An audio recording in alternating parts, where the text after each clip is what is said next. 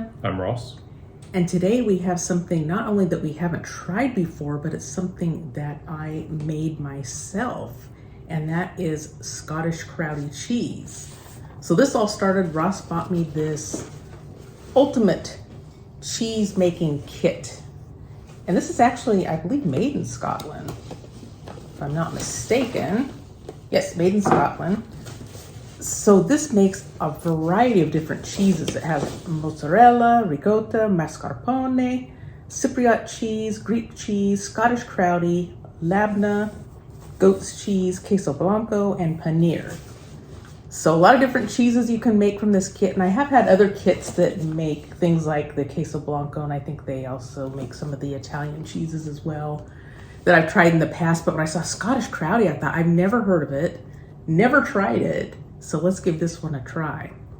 Only in the ultimate kit. Yeah, apparently you can do smaller kits. They sell ones where you just get the recipe for the Scottish Crowdie and things like that. But this is the ultimate, comes with everything, and you pretty much get the same, you use the same ingredients mostly for the cheeses, but they do have some different directions. Sometimes you use the rennet, sometimes you don't. It does contain vegetarian rennet if you're vegetarian. I have to say, I don't think you were ever going to open that box. It's been over 6 months now. It's been since Christmas. Yeah. Yeah, and I opened it, I looked it all over, and I was just waiting to make some. There it sat on the kitchen counter. Honestly, I was waiting until our cheese supply went down a little bit more from cheese that I had already bought. Fair enough. So it comes with this nice booklet that gives you recipes on how to make each of the cheeses. You have pretty much everything you need in the box to make the cheese. And they also have recipes following each cheese. So for example, with the Scottish Crowdie, I can find it here. They've got a recipe for garlic and herb roulade, as well as Scottish Crannachan. I'm not sure if I pronounced that correctly, but those are the two recipes that they have that you can make.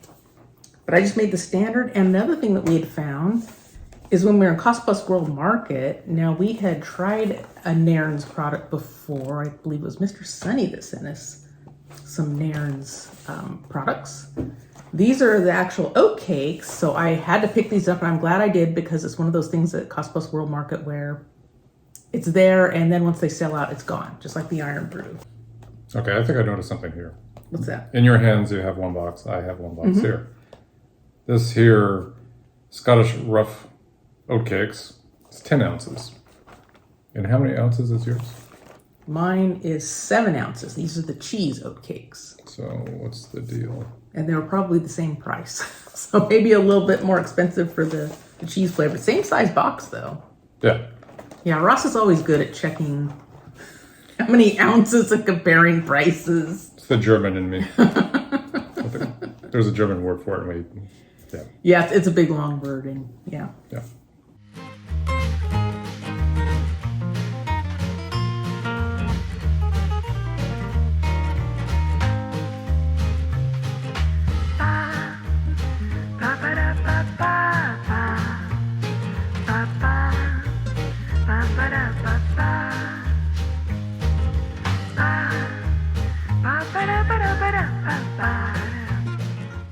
So I put this into a cheese mold and put it in the fridge to let it set up. I understand you can also do these rolled into logs and also rolled in, I believe, some kind of, I believe they call them pin oats, which I'm not familiar with, so I didn't try that. Pin oats and black pepper, which sounded interesting, but I just decided to go with the plain standard.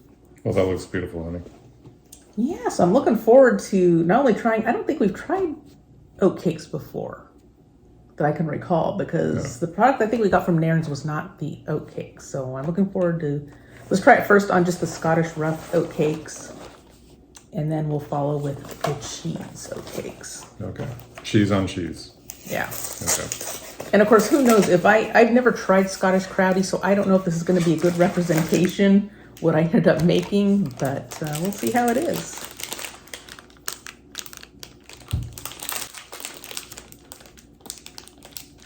There you go.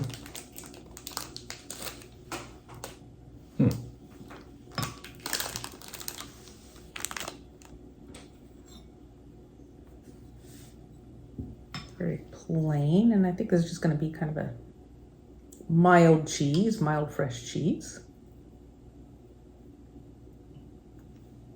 There you go. Thank you. So, time-wise estimate, how long do you think it would take to prepare something like this cheese? Well, if you don't mess up like I did, it'd take less time. But so it's hard to predict. There is some waiting time. What was interesting is I've made some cheeses before, and this one you didn't heat it up as high as other cheeses I've made. You didn't actually get the milk all that warm, but then you let it sit on the stove off the heat for 30 minutes with the lid on after you had added the citric acid. So that was a little bit of a different step that I didn't have before in other cheeses I've made. So there's definitely a little bit of waiting time, and then of course once you drain separate the curds and whey, which is, it's always fun when we see the curds come and think, oh yes, it worked.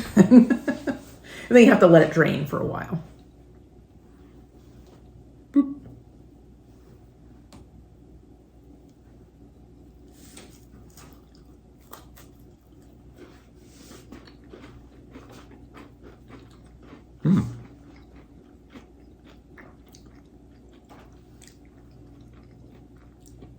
Just very mild.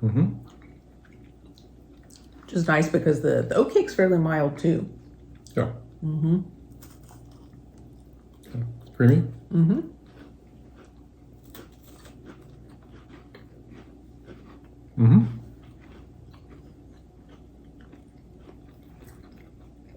It has a nice soft texture to it. Mild, soft. Goes nicely with the Nairs. What do you think of the Nairs? Those are nice, especially if you're looking for something where you don't want a lot of flavor competing with whatever you're putting on there. Because they are pretty mild and basic. Yeah. These are both very good. So you're happy with the end result? Just try a little bit on its own.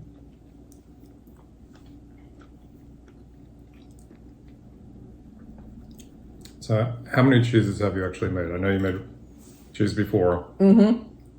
Which I enjoyed, I remember that. But was this your third attempt? Fourth? I've lost track, maybe fifth time? Okay. I don't know. I've made a goat cheese one time.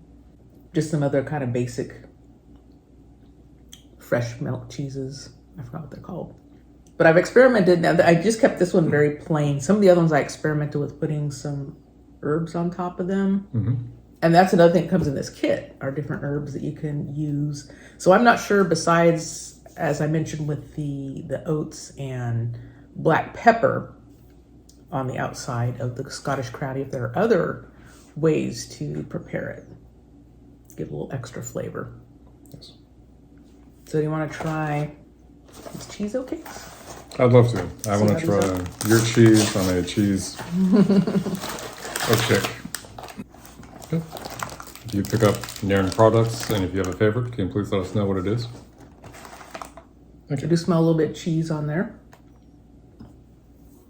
Yeah. Okay. That definitely has more of a scent than the plain and the rough oatcakes. Just a little bit crumbly. So I understand the more you let it drain, the more crumbly it gets.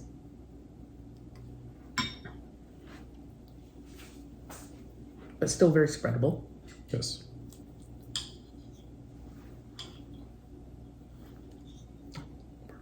If we have some little extra pieces, we'll put some in Finn's bowl. I'm sure he'll appreciate that. Finn loves cheese. That is how we give him His medication. medications, yeah. Yeah, don't bother with a pill pocket. Little piece of warm Havarti cheese, wrap that pill up in there. Okay, are you ready? Yep.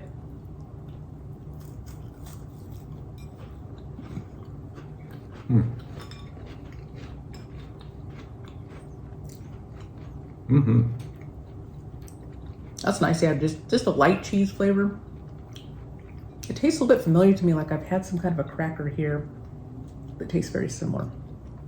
I can't think of what it is, but I'm wondering what it could be. But they definitely have more flavor. 2 a.m. I'll figure out what it is. This is a good combo. Thank you for making that. You're Very welcome. good. Again, I didn't think you were ever going to break open that box. I knew I would. I was just waiting for the best time. So Because you are the cheese lover in the house. yeah, since I love cheese so much, I always thought it's fun to actually try making your own. Even though some of the ones, of course, I really like are aged cheeses, and I've never attempted to do any kind of aged cheeses. So let us know in the comments if you're somebody who has attempted, if you made cheese or if you've tried to make aged cheeses. Let me know. That always looked a little bit scary to me. I think I have some recipe books, but these are definitely the simplest and easiest cheeses to make. I actually wouldn't mind trying it on bread and toasting it. That might be good. Yeah. As a spread on bread, or maybe try some of these recipes that they suggested Yes. in the book too. I'll take a closer look at those recipes. Yeah. I'd say that was a success. Yeah. Of course, again, since I've never tasted Scottish Crowdie, I don't know if this is the best representation of it, but this is my first attempt here. And the Nairns, I take it you prefer the cheese one over the I rough think cakes? I do like that flavor of the cheese in the cheese oatcakes. What about you? Yeah, I would prefer those. Over the plain? Yeah. But what I'm also thinking too is, so we just kept it basic with tasting the cheese. I could really see using these, put some of the cheese on, and then like in this example, maybe have some little tomatoes. That's what I should have done. We can do that later. I'm growing little cherry tomatoes, and they're little tiny ones. They'd be just the perfect size You're for right. putting on one of these. And it looks like maybe they have, I'm not sure what herb that is. It looks like basil, but it looks too small to be a basil leaf, but that would definitely go nicely together, I think. You know, like you have the mozzarella with the tomatoes and basil. Yeah. So I think that would be good to have a few, you know, have that kind of as a base layer, and then have some other things on top, whether it be fruits or maybe a jam or Yes. some veggies. I think that would be really good. Now you have me curious to try it with jam. Yeah, because these seem so neutral. Yeah, exactly. That's what I'm thinking. It's really neutral, but it just kind of has that nice little creamy flavor. And I'm thinking just adding something else on there would really step it up a notch. Yes. So if you like food reactions and food tastings like this, make sure you like this video and be sure to subscribe to our channel. Also, make sure you hit that notification bell so you know when we publish a new video. And until next time, bye-bye. Bye.